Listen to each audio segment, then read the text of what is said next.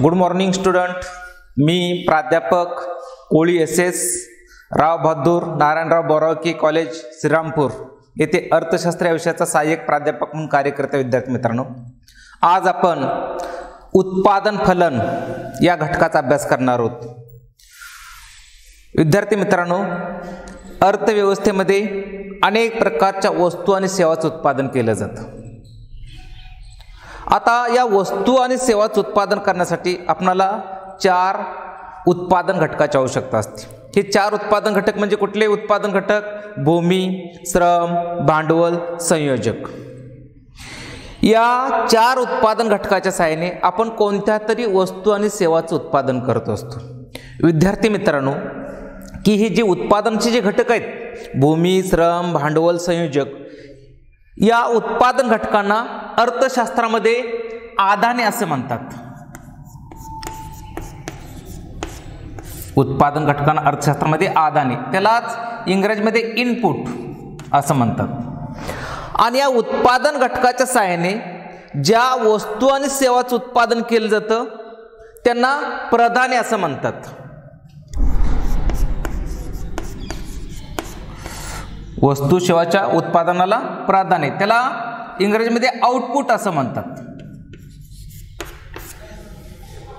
म्हणजे जे भूमी, श्रम, भांडवल, संयोजक हे 4 उत्पादन घटक आहेत. हे 4 उत्पादन घटकांना आदाने आणि त्याच्या सहाय्याने ज्या वस्तू सेवांचं उत्पादन केलं जातं त्या वस्तू सेवाच्या उत्पादनाला प्राधान्य असं म्हटलं जातं.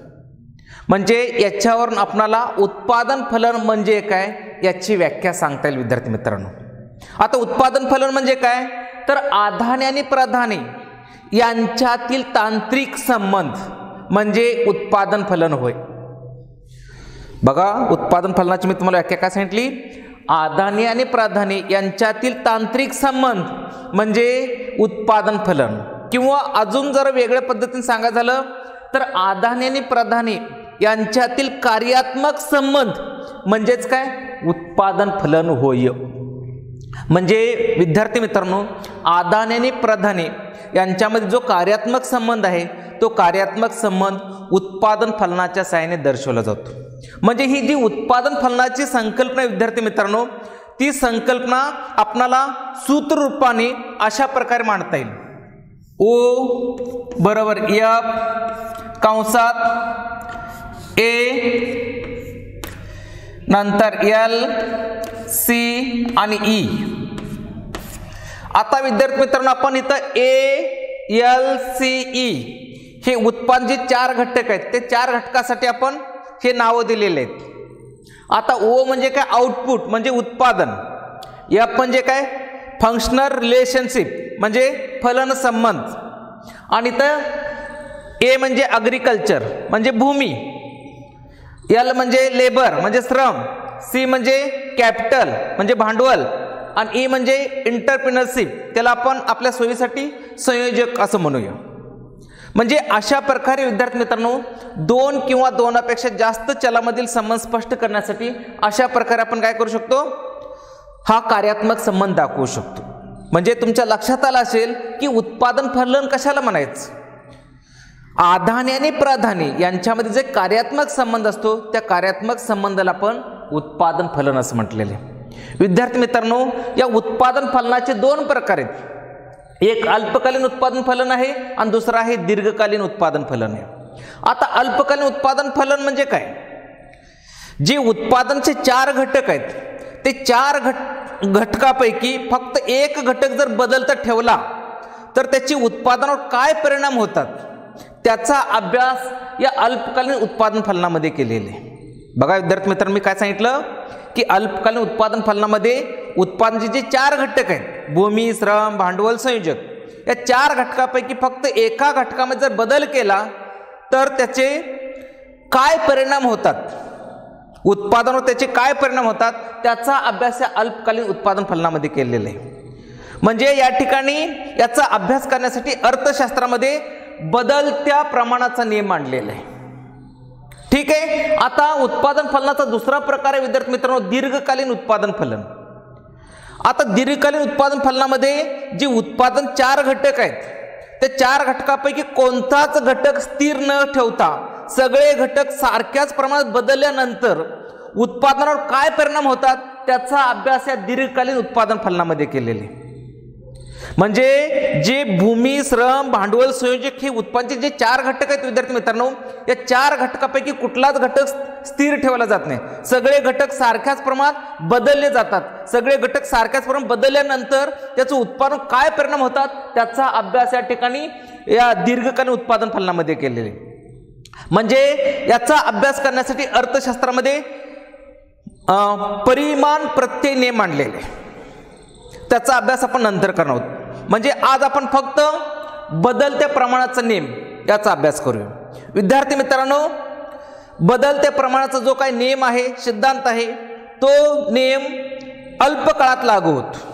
म्हणजे जे उत्पादनाचे 4 घटक आहेत ते 4 घटकापैकी एका घटकात बदल केल्यानंतर उत्पादनावर काय परिणाम होतो त्याचा अभ्यास या बदलत्या प्रमाणाच्या नियमामध्ये केलेला आहे. आता बदलत्या प्रमाणाचा जो नियम आहे विद्यार्थी मित्रांनो, किंवा त्या सिद्धांताचं जे काही विधान आहे, व्याख्या आहे, ती व्याख्या सांगण्याचा प्रयत्न या ठिकाणी जेटसबेन आणि प्राध्यापक बेनहेम यांनी केलेले. सर्वात प्रथम आपण जेटसबेन यांनी बदलत्या प्रमाणाचा जो नियम आहे त्या नियमाचं विधान काय सांगितले, व्याख्या काय सांगितली ते बघूया. उत्पादनाची विशिष्ट तांत्रिक परिस्थिती असताना, उत्पादनाची एक विशिष्ट तांत्रिक परिस्थिती असताना आपणास असा एक बिंदू आढळतो की त्या बिंदूनंतर आपण स्थिर घटकाच्या जोडीला बदलत्या घटकाचं प्रमाण जर वाढवित गेलो तर बदलत्या घटकाच्या प्रत्येक घटकापासून मिळणार जे उत्पादन आहे ते घटत जाणार असतं. बघा विद्यार्थी मित्रांनो, की या ठिकाणी जेटसबेननी काय सांगितलं की उत्पादनाची एक विशिष्ट तांत्रिक परिस्थिती असताना, आता उत्पादनाची एक विशिष्ट तांत्रिक परिस्थिती असताना म्हणजे काय, आपल्या सोप्या भाषेत असं म्हणू शकतो इतर परिस्थिती स्थिर असताना. ठीक आहे, म्हणजे उत्पादनाची एक विशिष्ट तांत्रिक परिस्थिती असताना आपणास असा एक बिंदू आढळतो की त्या बिंदूनंतर स्थिर घटकाच्या जोडीला बदलत्या घटकाचं जर प्रमाण वाढवित गेलो तर बदलत्या घटकाच्या प्रत्येक मात्रेपासून मिळणार जे उत्पादन आहे ते घटत जाणार असतं.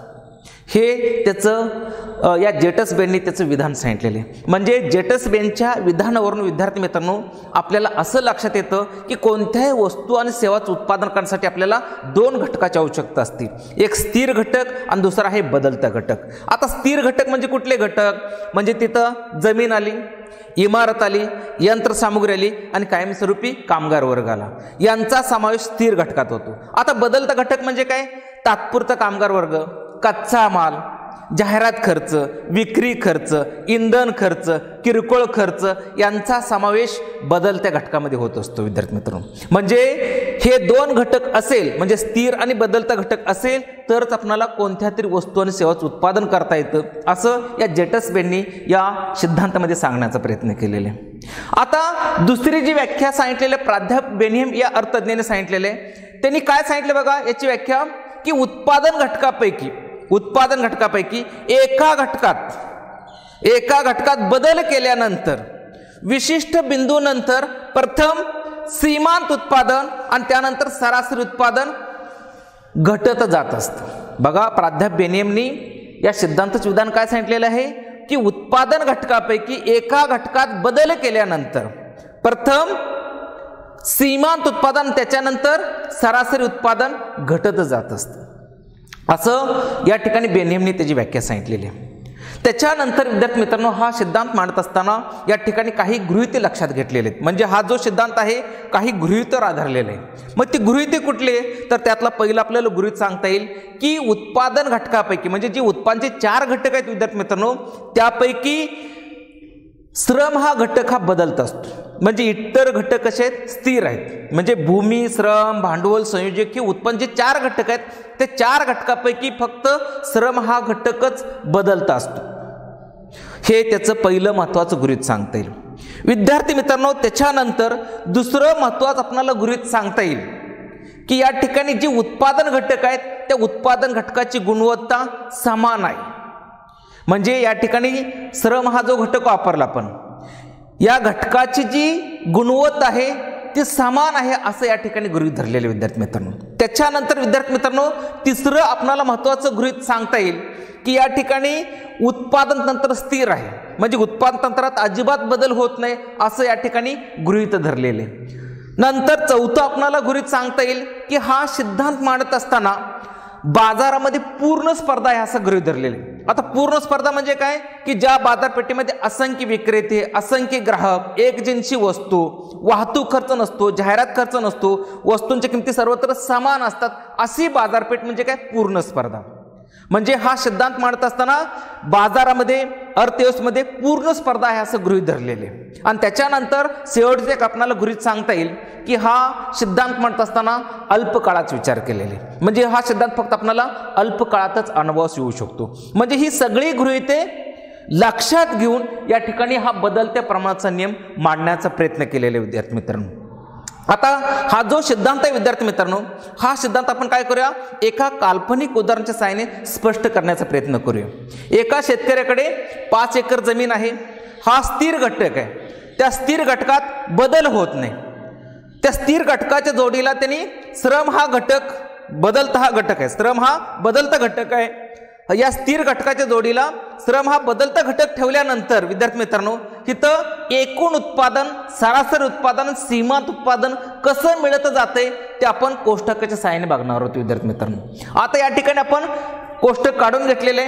सुरुवातीला 5 एकर जमीन आणि श्रम हा एकच घटक लक्षात घेतला होता. त्या ठिकाणी त्याला एकूण उत्पादन जे मिळालेले ते 8 टन इतके मिळालेले.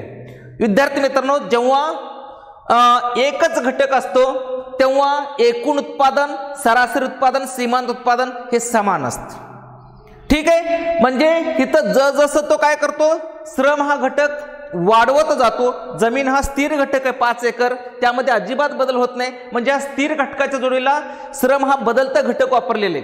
हा श्रम हा घटक बदलता वापरल्यानंतर म्हणजे या श्रमामध्ये वाढ केल्यानंतर इथं एकूण उत्पादन कसं मिळत जाते, सरासरी उत्पादन कसं मिळतंय, सीमांत उत्पादन कसं मिळते हे आपण आकृत्यामध्ये दाखवलेले.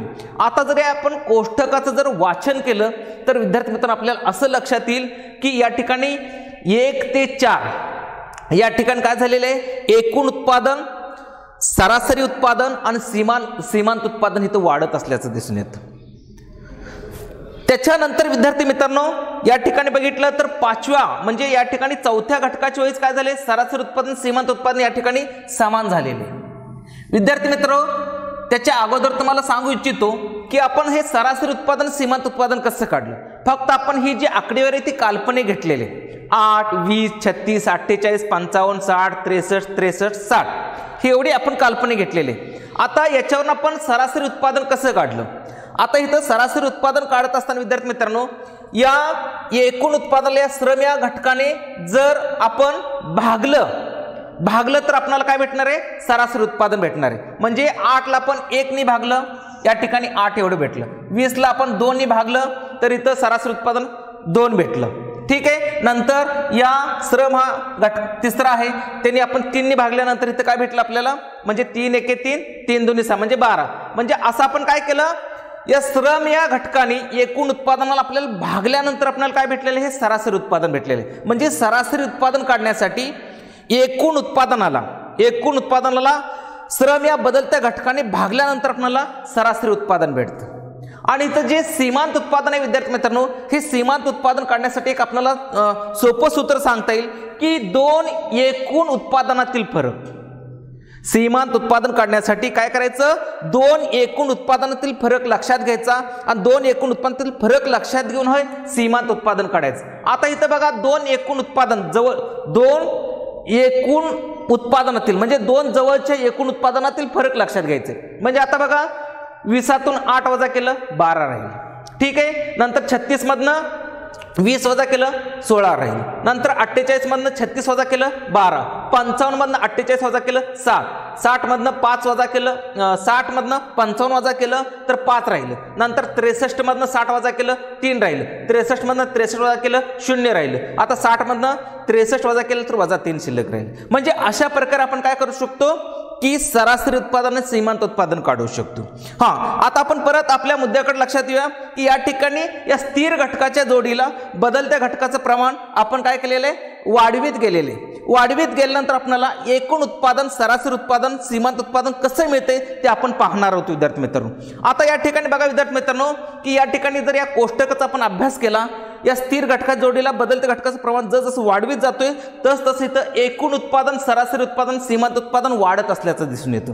आणि जेव्हा चौथ्या घटकाच्या वेळी म्हणजे या ठिकाणी विद्यार्थी मित्रांनो या चौथ्या घटकाच्या वेळी काय झालेलं आहे, या एकूण उत्पादन वाढतच आहे पण या ठिकाणी सरासरी उत्पादन, सीमांत उत्पादन काय झालेले समान झालेले, म्हणजे त्या ठिकाणी पहिली वाढती अवस्था त्या ठिकाणी संपते विद्यार्थी मित्रांनो।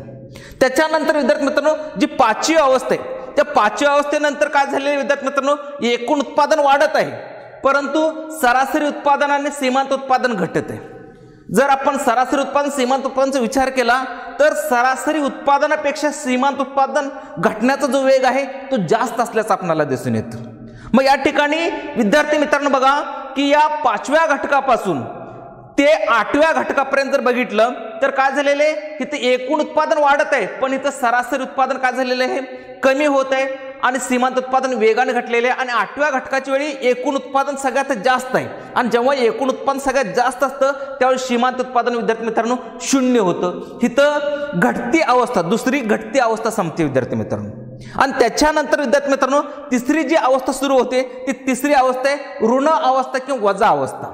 म्हणजे या नवव्या घटकानंतर विद्यार्थी मित्रांनो काय होतं की एकूण उत्पादन घटू लागतं आणि जेव्हा एकूण उत्पादन घटतं तेव्हा सीमांत उत्पादन वजा होतं विद्यार्थी मित्रांनो। म्हणजे या ठिकाणी आपल्याला हे दिसेलच, म्हणजे तिसरी अवस्था आहे। कुठली तिसरी अवस्था? ऋण अवस्था। म्हणजे या कोष्टकातून आपल्याला असं लक्षात येतं की 1 ते 4 पर्यंत जी आहे ती वाढती अवस्था आहे, वाढत्या उत्पादन फलाची अवस्था आहे। नंतर आपल्याला 4 ते 8 जर बघितलं तर ती घटती अवस्था आहे विद्यार्थी मित्रांनो। आणि नंतर 9च्या पुढची जी अवस्था आहे ती ऋण अवस्था असल्याचं आपल्याला दिसून येतं। म्हणजे या कोष्टकावरून आपल्याला असं लक्षात येतं की सुरुवातीला आपल्याला वाढती अवस्था, नंतर घटती अवस्था आणि तिसरी ऋण अवस्था अशा 3 प्रकारच्या अवस्था आपल्याला दिसून येतात विद्यार्थी मित्रांनो। आता या कोष्टकावरूनच आपण ही आकृती काढण्याचा प्रयत्न केलेला आहे। आता या ठिकाणी बघा अ या अक्षरावर आपण एकूण उत्पादन, सरासरी उत्पादन आणि सीमांत उत्पादन दाखवलेले आणि अक्ष अक्षरावर आपण काय केलेले श्रम हा बदलता घटक दाखवण्याचा प्रयत्न केलेला। आता या ठिकाणी बघा विद्यार्थी मित्रांनो की इथं लाल खडूने जे दाखवलेले विद्यार्थी मित्रांनो ते एकूण उत्पादन आहे, लाल खडून दाखवलेलं एकूण उत्पादन आहे। नंतर आपण जे ग्रीन म्हणजे हिरव्या खडूनी म्हणू आपण त्याला, ते जे दाखवले ते सरासरी उत्पादन आहे आणि नंतर आपण केसरी खडूनी जे दाखवलेले आहे ते सीमांत उत्पादन आहे विद्यार्थी मित्रांनो। जर या कोष्टकाचं वाचन करायचं झाल्यास विद्यार्थी मित्रांनो तिथं अर पर्यंत काय आहे वाढती अवस्था आहे विद्यार्थी मित्रांनो। अर पर्यंत काय आहे वाढती अवस्था आहे आणि र ते ल पर्यंत जी आहे ती घटती अवस्था आहे आणि ल च्या पुढची जी अवस्था आहे विद्यार्थी मित्रांनो ती ऋण अवस्था आहे।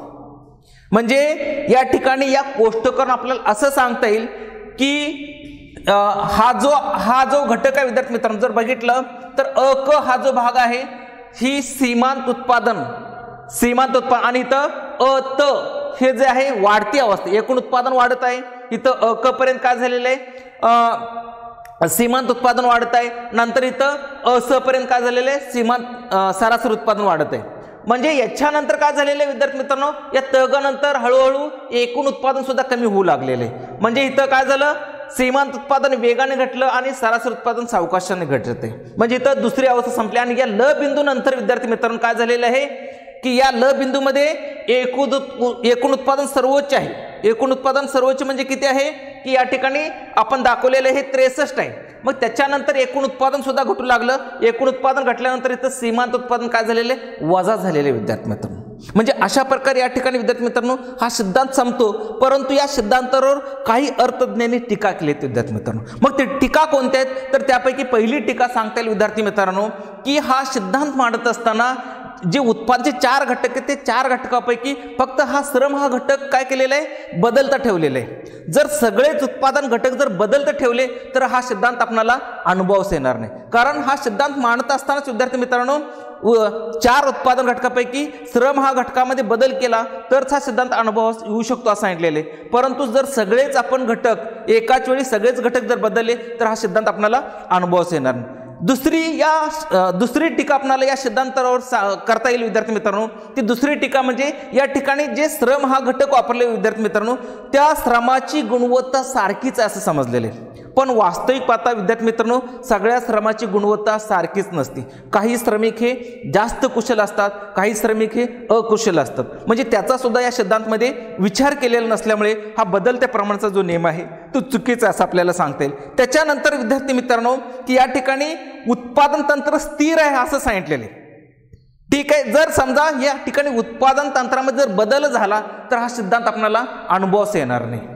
मग ही आपल्याला तिसरी टीका या सिद्धांतावरची सांगता येईल. त्याच्यानंतर विद्यार्थी मित्रांनो, हा सिद्धांत मांडत असताना अल्प काळाचा विचार केलेला, म्हणजे हा सिद्धांत फक्त आपल्याला अल्प काळातच अनुभव येऊ शकतो विद्यार्थी मित्रांनो, दीर्घ काळात अनुभव येऊ शकत नाही. म्हणजे दीर्घ काळाच्या दृष्टीने हा सिद्धांत काय कुचकामी आहे, चुकीचा आहे असे एक चौथी टीका करता येईल. आणि शेवटची एक टीका सांगता येईल विद्यार्थी मित्रांनो, की हा सिद्धांत मांडत असताना त्यांनी पूर्ण स्पर्धेचा विचार केलेले, म्हणजे हा जो सिद्धांत आहे पूर्ण स्पर्धेच्या चुकीच्या गृहीतकावर आधारलेले. म्हणजे वास्तविक पाहता जगामध्ये कुठल्याच देशामध्ये काय आपल्याला पूर्ण स्पर्धा दिसून येत नाही. मी तुम्हाला आता सांगितलं पूर्ण स्पर्धा कशाला म्हणायचं, की ज्या बाजारपेठेमध्ये असंख्य विक्रेते आहेत, असंख्य ग्राहक आहेत, एकजिन्सी वस्तू आहेत, वाहतूक खर्च नाही, जाहिरात खर्च नाही, वस्तूंची किंमती समान आहेत, अशी बाजारपेठ म्हणजे काय पूर्ण स्पर्धा.